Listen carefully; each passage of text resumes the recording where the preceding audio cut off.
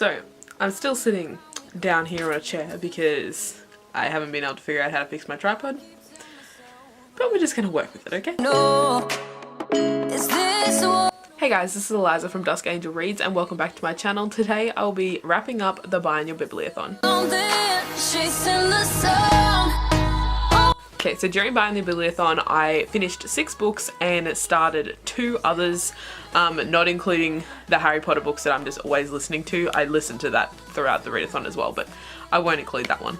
So yeah, first I'll get into the books that I read during Buy in Your Bibliothon. So the first book I listened to was Circe by Madeline Miller, and this one was for the challenge that was read a book on somebody else's TBR. So I didn't hugely love this book.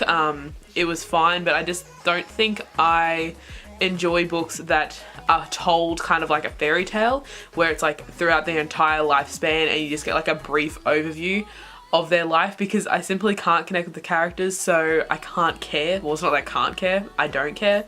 So yeah, but I didn't enjoy Circe that much, which was sad because I know a lot of people love it. But yeah, I just didn't enjoy it. The next book was a physical read, and that was The Tale of Two Murders by Heather Redman. And this one was for the Try a Chapter challenge.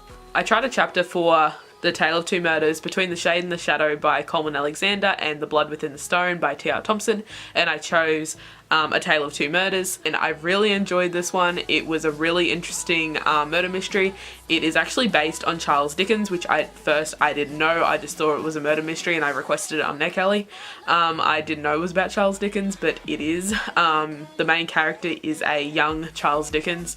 I think he's 22 or something, they say at one point, and he's a reporter, journalist type thing for a newspaper, and there's an unusual death that happens in the town and he tries to solve it.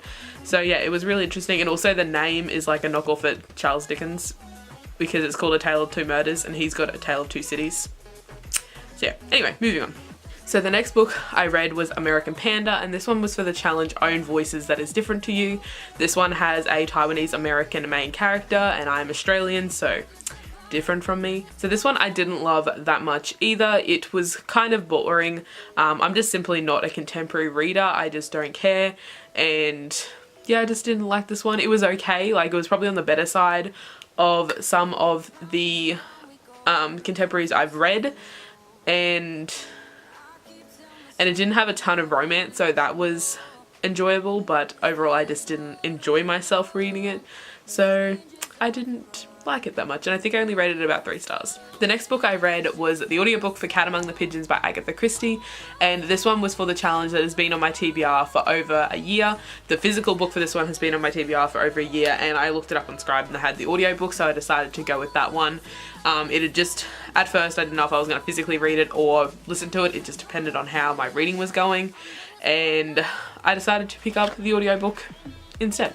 So this one was enjoyable, but it's probably not my favourite Hercule Poirot mystery, and that is because Poirot doesn't even come into the book until like right towards the end.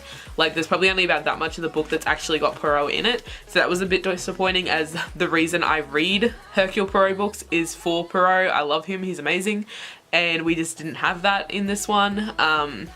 So yeah, it was still enjoyable, but it's not one of my favourite Hercule Poirot series, books out of the Hercule Poirot series.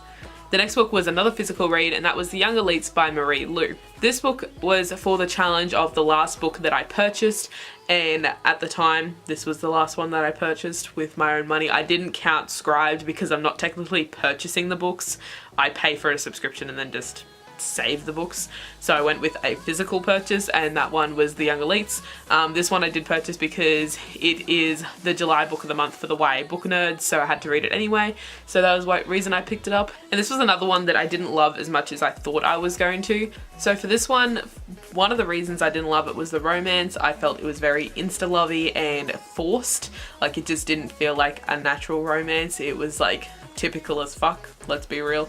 And also the plot was very slow to begin with. It took a while to actually get into anything interesting. And also I didn't enjoy our main character, and I also didn't enjoy a couple of the other characters that were like the major characters. And I think her character was just kind of contradicted itself all the time. Like, she was naive, but then sometimes she was overly confident, and then other times she was like curling in a ball and crying. And it didn't match. Like, it felt like two personalities trying to be shoved into one character. Enzo, who is the main male character in the book, he was just typical as hell. Like, I know this book is an older series, so it's kind of feeling typical now that I've seen this a million times. Maybe it wasn't then, I don't know. But he was just that brooding, attractive, kind of keeps to himself, is kind of angry all the time, but then opens up for the main character. It's just typical crap, and yeah, I didn't like him at all.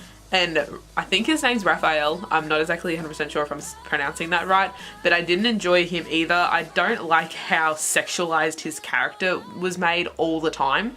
And I understand it's kind of part of the gift that he has, but also I just didn't enjoy it. And every single time he walks in the room, the main character's like, has to comment on something about his appearance. Every single time. It's like, we get it. He's attractive. Can we move the fuck on? So yeah, it was just a little repetitive, a little underdeveloped. I didn't love the characters, the plot was slow, and I didn't like the romance at all. So yeah, didn't like this one as much as I thought it was. It was a really interesting world, and if we were following two different characters, I probably would have liked this world, but as we were following these specific people, I didn't like it that much. So the next book I read was Queen of Blood by Sarah Beth Durst, and this one was for the predicted 5-star read challenge.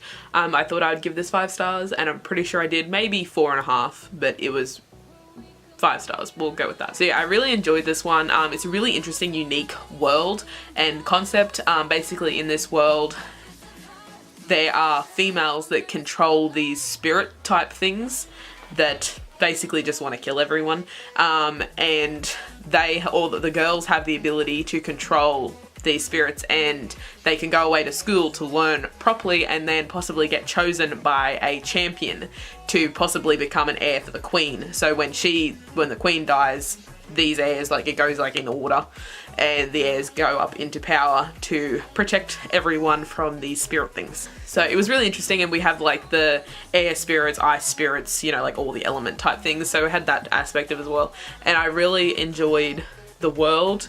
I enjoyed the main character. I enjoyed that there was very little romance. Like, there was a romance there, but it wasn't between the two people I thought initially thought it was going to be between. At first I thought for sure it was going to be between her and the champion, who's like a teacher type thing. Not really a teacher, but he's a guide for her. And as soon as we met him, I'm like, fuck, we're going to have a romance here. But then it didn't turn out that way, so I was like, really happy with that. It wasn't like a typical romance. It was decent, and it wasn't like over the top either, so I was really happy with that. But yeah, overall I enjoyed the plot of this book, I enjoyed the characters, I love the world, it's really interesting, and I can't wait to continue the series, as I do have the next 2 on audiobook as well, but just haven't got to them yet. Now, for the 2 books that I started, the first one was A Closed and Common Orbit by Becky Chambers, and this is the second book in the Wayfarer series, and I listened to this one on audiobook. This isn't specifically for any challenge. Throughout the readathon, I took the decision to not read The Wicked Deep, so for that reason I had to just find some more books to read, because I'd finished the 6 others that I had on my TBR and I needed something else to read because I still had time left in the readathon. So I decided to pick up A Closed and Common Orbit and this next book. But yeah, I really like A Closed and Common Orbit. I've since finished it, obviously, and I really enjoyed it. This is actually my second time attempting reading it, but I think my first time, the problem was that I read the first book, didn't realize that they were companion books, and so when I went into the second book, I was disappointed that we weren't following the same set of characters, because I really enjoyed those characters. But after my second attempt at reading this, I did really enjoy the characters. I love the world. They're such interesting and diverse books, and they have such a well thought out and developed world.